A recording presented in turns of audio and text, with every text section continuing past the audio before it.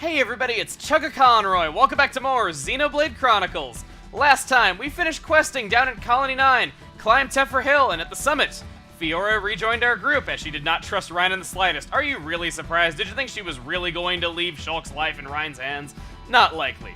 Anyway, with some new quests in hand from this Defense Force soldier and Fiora sporting some awesome new equipment, I say we don't waste any more time and do what you've been waiting for. Head into Tephra Cave.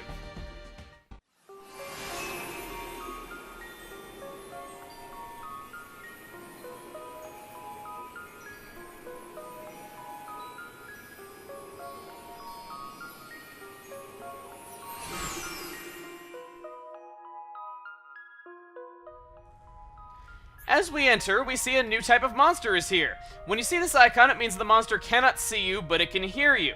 You want to walk slowly and be sure to not run when you're anywhere in the general vicinity. It does not matter if you're explicitly in front of them. This icon is a normal type monster. This means that they will not attack you until you do damage to them first. And then, of course, as explained before, this eyeball icon means that they can see you if you're within their line of sight. Simple as that. Achievement, a corner in the world. We really are getting on our way. If you're at all curious, reason why I'm playing as Fiora here is because she got quite a bit stronger. She's up to par with Shulk and Rein in level since we last saw her, and she has learned some new arts, as you can see right here. So, we got this Willow Bunniv right here, which we need for a quest, as we saw last time. Let's get into it. Ready. Leave it to Rein. I'm gonna use Scourge to inflict break right here, and she has a new attack, Lacerate. This inflicts bleed damage over time to be more precise. So it'll take damage every time a few seconds go by, and yeah, I'm pretty sure you know how damage over time works. Completed that quest right there. We've got some Clap Bunnivs here, but they aren't really important to any quest. So real quick before we cut ahead, her second new art is Hidden Thorn that inflicts daze on an enemy suffering from topple. Let's see if we can show that here. Damn, I was gonna cut out the rest of that battle, but Fiora made quick work of everything with Butterfly Step there. Jeez, I can't believe how fast that went by. I mean, I knew that enemy was lower level than all, but geez, Fiora, I thought I'd get at least more than 2 seconds with it. Me freaking out over Fiora all said and done, though. Oh, whoa, yeah, we got another huge Caterpillar right here, if it'll target. A Cellar Bugworm. No need to take it on. It's got some item orbs near it, which we can grab without making it angry, thankfully. And, yeah, you might notice there are actually separate collectibles here in Tephra Cave that we haven't seen before. Every area will have its own page in the Collectopedia, as I can show you right here.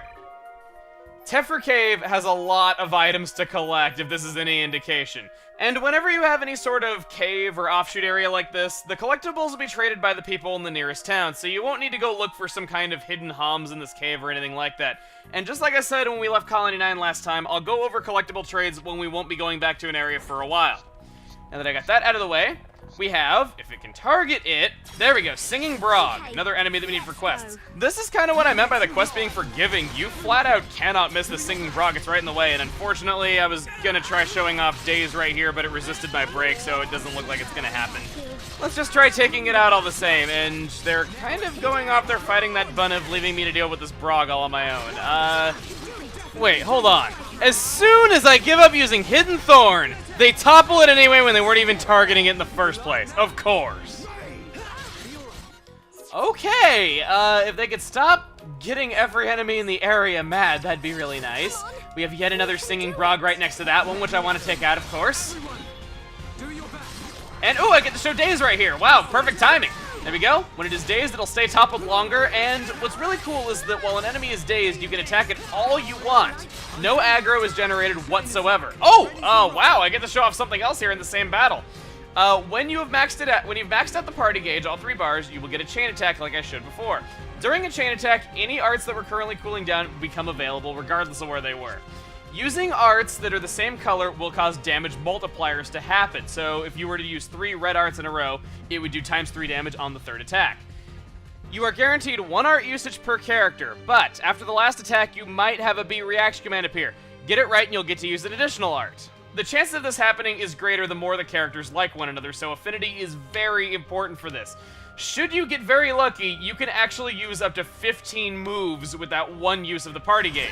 I would like to show it off in this battle, but it's not overly necessary right now when the enemy is so weak. Besides, the party gauge goes down gradually after you finish the battle. It doesn't just go instantly down, so we definitely have time to get into another fight before it goes all the way down, thankfully.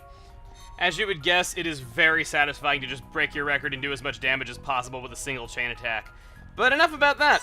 We are here at the Mag Mell Ruins, which is where Ryan needed us to go. Let's head inside.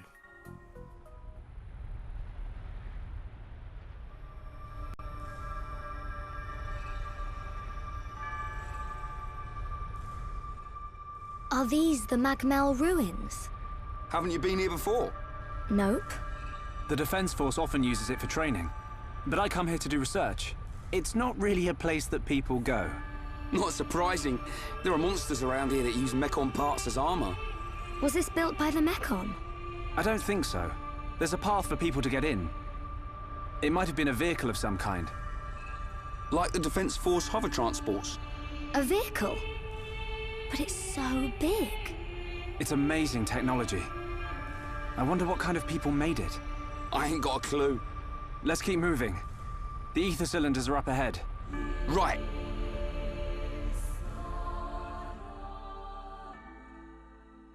Somewhat unsettling to be sure. Let's head deeper into the Mag Mell Ruins and get the ether cylinders so we can get out of here.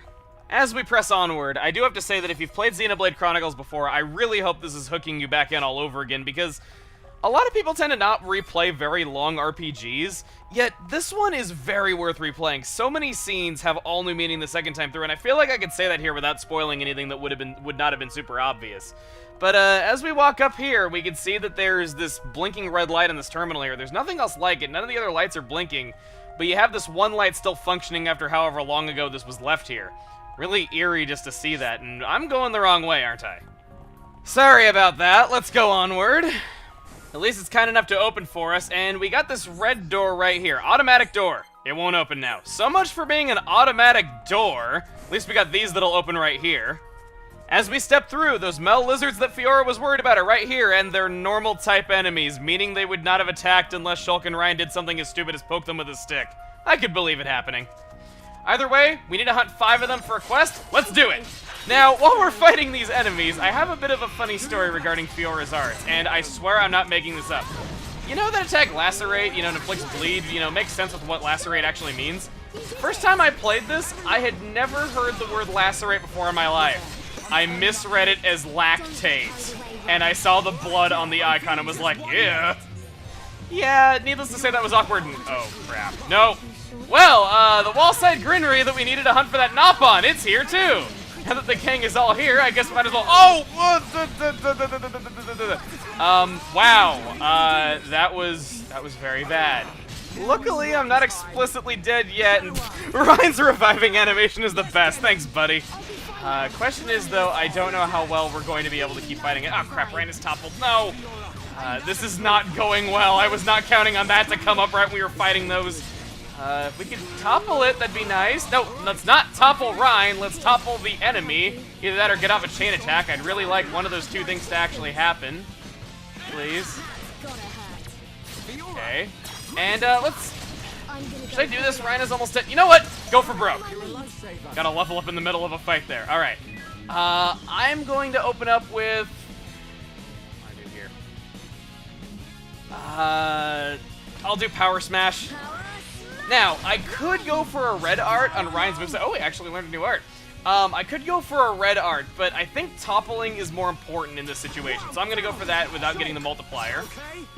We'll have Shulk do Slit Edge here. And I get another attack. Good. And I think next I'm going to go for Butterfly Step. Talon Arts count as wild cards. They can be any color whatsoever. So as you see there, I get the ×2 multiplier. And another attack. Yeah! Rhine time! Yeah! Rhine time! I'm sorry, I just get so excited. There's the music, him shouting that. Can't help it. Wow. Got out of a really rough situation right there. That felt really nice. Wow, jackknives for Fiora. Dang. I might want to switch out this equipment already because this is actually really good stuff that we're getting right here. Like I said, I wasn't counting on that to... I knew that thing was nearby, but I wasn't counting on it to attack right in the middle of that battle. I'm very surprised I got it out. Oh! Got a kneecap rock there. You won't know this for a while, but kneecap rocks are actually very important items, so I'm really happy I grabbed that right there. Alright, Leaf Mystery. Again, really amazing item names we got here. And off the note of items, we've hunted every monster that Defense Force soldier wanted us to take care of, and if the map is to be believed, we're almost to the end of the cave. Can't believe we've come this far, even though we were on there to... I don't know where I was going with that.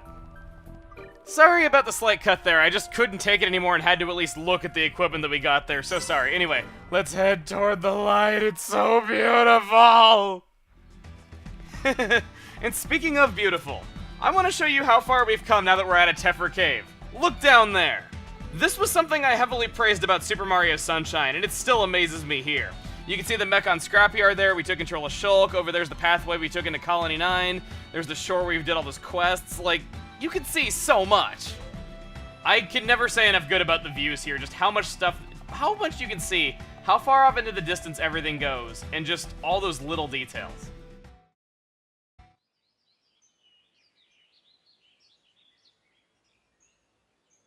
Right here. Thanks for the help, Shulk. I'll start collecting them up. You two hold on a sec. It's full of ether cylinders.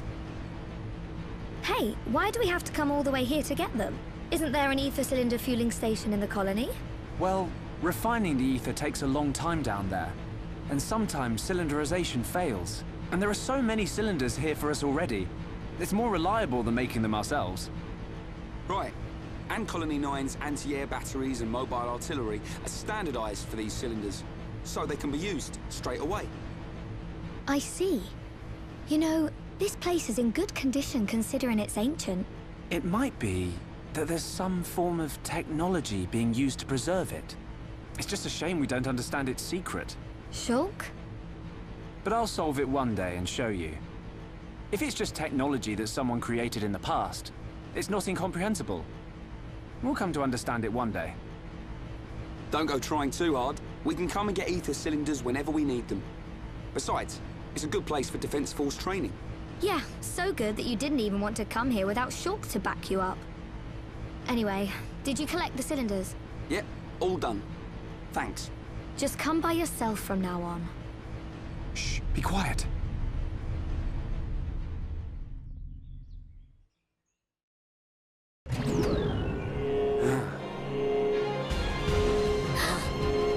Are they Mechon? I don't know. But it looks like we'll have to destroy them. In that case, just leave them to me. What I think he really means to say is, leave it to Rhine! As we start this battle, you can see that you can press L or R to change targets on enemies. I already went over this. What I haven't gone over is that you can hold ZR to give commands to the party. By pressing ZR and up, they will focus their attacks on whatever you're currently targeting. Right, they will focus independently. And down, they will come to you without attacking should you not want them to attack an enemy for some reason. Getting this battle started, whenever you have multiple enemies like this, always remember your tactics. They're more helpful than you think they would be. Let's say that you're in a situation where you're fighting an enemy one-on-one and Ryan's off dealing with another enemy. You can use focus attacks to get Ryan over there and start dealing damage to the enemy that you're currently worrying about to prevent a bad situation before it even gets started. It's very useful. Also keep in mind which enemy you want to attack. In a situation like this where the enemy's almost done, I might want to start working on the other enemy if I think they've got it. But right here, I'm just going to take care of that. Got a B command right there. And this thing's already down to about half of its health. I might as well just finish it off. If I can get off butterfly stuff, that'd be really nice. Turn off it's fully charged. Let's do it. 4-hit combo. We are done here. Fiora, are you okay? I'm fine. How about you? I'm alright. Thanks to you and Ryan. What on Bionis were those? I've never seen anything like them. Could they have been Mechon? No. I think they were something left by the civilization that built this vehicle. They didn't seem like Mechon to me. But why did they only show up now? I don't know. But they were probably built to protect this place. They might have been activated in response to something. But I don't think that something could have been us. Please, let's go back. I don't want to be here anymore. Me neither. And we've already got the ether cylinders.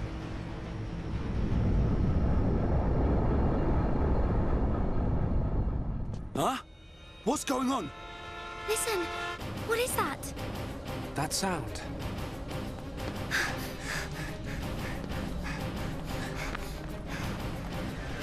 In the sky! Oh, it's a... This can't be. No way. Mechon! How?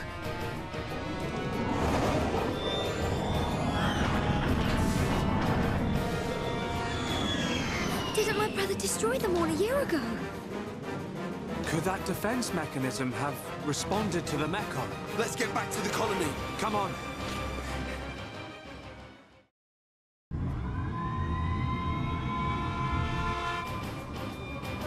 Hey, this siren, it sounds different. Yeah, isn't this siren too? It can't be. The Mechon.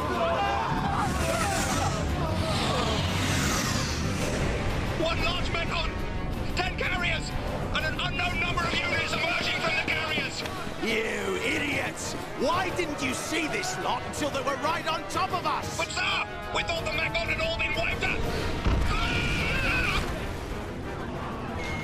Oi! What's happening? Respond! Huh? Anti-air batteries 1 to 3. Why aren't my targeting systems online? Don't let a single one into the colony! Assemble everyone who can fight. Evacuate the civilians to the shelter. Get a move on! Sir. Fire at will!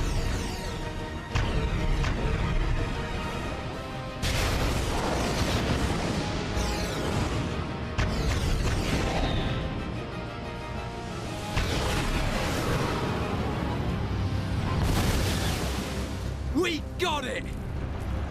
No, wait! What the? Our weapons don't work on them at all!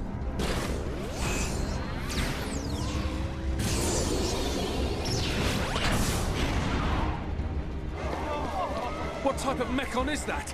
I've never seen one like it. You slackers, fire! Shoot it down!